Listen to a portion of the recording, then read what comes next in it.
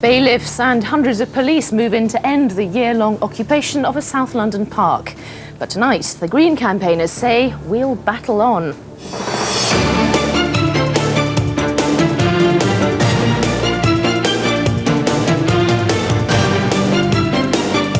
Year-long occupation of a South London park. The bailiffs moved in at noon to evict the eco-warriors who'd taken to trees and tunnels. But 6 hours on, the protesters are still there, determined not to give in their fight to stop a multi-million-pound leisure development. Richard GAISFORD is at Crystal Palace Park with the latest. Over to you, Richard. Well, that's right, Mary. They certainly don't want to give in. At the moment, there's about 30 protesters in the trees at the moment. Police say there's another 20 to 25 under the ground, chained in tunnels that they've dug under the ground. And I have to say that it's been raining here most of the afternoon. The police are very concerned for the safety of those people underground because of what they say could be flooded waters running under there. They say that those people are in severe danger. They want them to come out peacefully. They don't want to struggle. That's been the message for the whole of the day since noon, when police and bailiffs moved in to try and clear this ground so Bromley Council can build their multiplex cinema. Tree by tree, the under-sheriff's men are clearing the site. But each eco-warrior provides a difficult and dangerous challenge to the climbing experts employed to bring them down. In biting winds and sometimes rain, the protesters cling on, not only for life, but also to the ideals they believe in so strongly, in the right to protect existing greenfield sites here in the capital from development. People who protect land and green fields and trees, they're not aggressive. And in fact, they're doing it for everyone. They're not doing it for themselves. They're doing it for people like you, like me, like everyone here. And that's what it's about. When police arrived to support the operation, there were more than 50 protesters on the site, and not all are in tree houses. There are protesters that have locked themselves down in tunnels and bunkers. They have a whole host of booby traps for those people that will go down to have to find them, and this can be a very dangerous operation. Police insisting on safety first. Bromley Council just happy that the operation is finally underway. It says the protesters and residents who oppose plans for a multiplex cinema and leisure centre here should now back down to save time and money. They've represented their opinions to the Secretary of State, they've represented their opinions in the courts, and in the end, they didn't win. And I think it's very important now that they stand aside and allow this regeneration to happen for the majority of people who live in this area.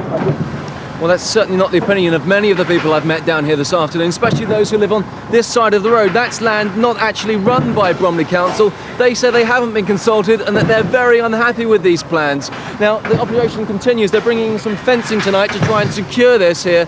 It's not just adults in there, there's children as well. And I'm told that the infamous eco-warrior General Survival, the 11-year-old, is in a treehouse still saying he won't come down either. Back to you. Thank you very much, Richard. Bailiffs are trying to evict the so-called eco-warriors who are demonstrating against the building plans, and police have sealed off the site. Well, we can cross live now to our reporter Tim Donovan at Crystal Palace. Tim.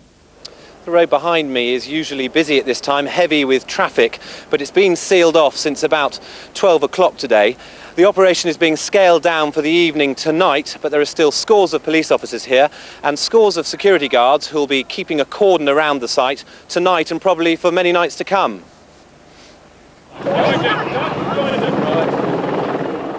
The protesters had thought something was going to happen today, but when it did, those on the ground couldn't do much about it.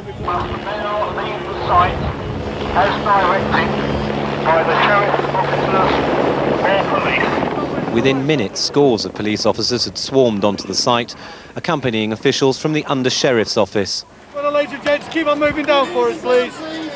It appeared to be a confrontation without violence, though it wasn't without ill feeling. There's 3 hilltops in London. They want to put a concrete building on this one. For nearly a year, the protesters had occupied their illegal encampment here, objecting to the idea that this site of the old Crystal Palace will one day house a cinema and restaurant complex instead. Objections shared by campaign groups set up by local residents. We, the protesters, are going to be bouncing back, and we're going to be holding massive rallies at which the general public will be hoping to get it through to the heads of the government that we really want local democracy that works. A lot of people had every opportunity to make their views felt, but at the end of the day, some people don't agree with what we're doing, and no amount of consultation will change their mind. The process of removing protesters from the trees has begun, but police say they're in no hurry and ensuring the safety of the eviction process is a priority. The whole operation could cost tens of thousands of pounds and it could last many days. Well, Chief Superintendent Jerry Howlett is with me now. He's in charge of the operation and will be over the next few days. First of all, can you give us the latest? How many protesters are still on site? There's a total of about 50 still on the site. About 30 are up above ground in the tree houses and about 20 below ground in a series of bunkers and tunnels. Now, you've said that you expect this to take maybe as long as 3 weeks. That seems like a bit of a sort of psychological game. If you play it long, then perhaps you can somehow win over the protesters. I mean, will it really take that long? When we first started this operation, we knew it was going to take a long time. There are real problems with this site, there are real dangers, and the protesters have put in a series of booby traps and hazards for the sheriff's officers and my officers that are supporting them. So our emphasis is all the way through on safety, and it's going to be a slow but safe way that we're going to be dealing with this. How much intelligence have you had about the nature of the terrain and the tunnels? Because there are several people underground. All the way through as the protesters have been building the tunnels, so we have looked to see what has been happening, waiting for an opportunity to go in with the sheriff and to reclaim the ground. What's the next move? You've taken some people from the trees. What happens now? All of those that were prepared to go today have been removed from the site, and from now on we'll be slowly working through the site and safely removing the people from up above in the trees and the people from below in the tunnels. Chief Superintendent Howlett, thanks very much indeed for joining us. And from me at Crystal Palace, it's back to the studio. Officials moved in to clear the way for work to begin on a new leisure complex, but up to 40 environmentalists are still thought to be sitting tight, including the 11-year-old campaigner known as General Survival.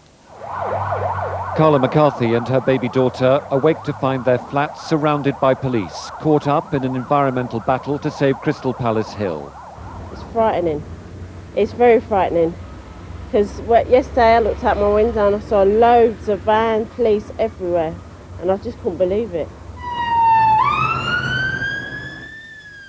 Police hold the line as tree protesters scurry for new vantage points. The sheriff's men move in on day 2 of the eviction of Crystal Palace Hill. People are well dug in. They're going to be in there for days. It's not all over. Even when they go, this protest is not all over. There's a call for a united stand. The mood is one of calm, and even if there is a struggle, it'll be an unequal one because the police are here in force, much to the amazement of local residents. Never see so many policemen, yet if you wanted one, you'd never see him. Time is ticking away. The battle for the clock tower, symbol of the protest, is quickly over as protesters are picked off one by sheriff's officers in a cherry picker. There is a moment of some concern as a young child is brought down, and a check is made to ensure she isn't hurt. I don't think they're going to win, but they're going to fight all the way that they can fight. You admire them for that? Yeah, I do admire them for it. I think they're brave people for doing what they're doing. More protesters are hoisted to the ground.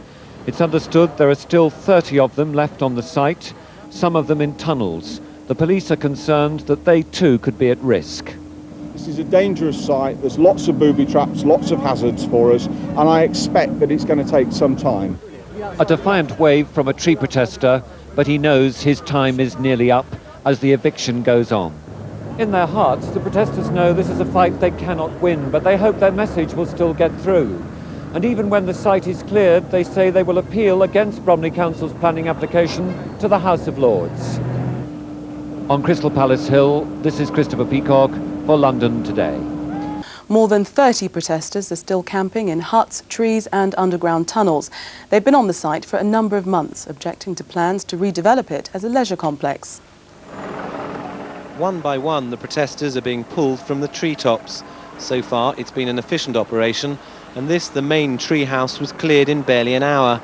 Out of our sight, tunnelling work is also underway to get at the 20 or so protesters, including at least 2 children who are said to be underground. All this will certainly be expensive. There are at least 300 police officers here. The cost of that, probably about £50,000 a day. The only reason that the police presence is here is to prevent people from trying to reoccupy the site while work is going on. But isn't this overkill? 30 people, 35 people inside, all these police officers outside? No, not at all. we're looking to make our response to this appropriate to the number of people we have inside, potential demonstrations that we have outside. And add in the cost of the private security guards and the equipment being used, and this will prove another heavy burden on the public purse, given that the whole exercise seems likely to take at least a fortnight.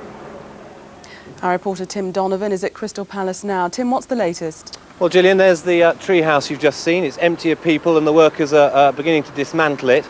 After they've done that, they'll turn their attention to the tree houses which are beyond it, and then they'll be turning their attention to the bunkers. There's still quite a few people here, a lot of police and about 100 protesters or supporters of those protesters who've been giving vocal support to the last ones in the trees. Any indication when this is all likely to end? Well, it's the best estimate seems to be a week to 10 days. The police are saying that they're still playing it very long.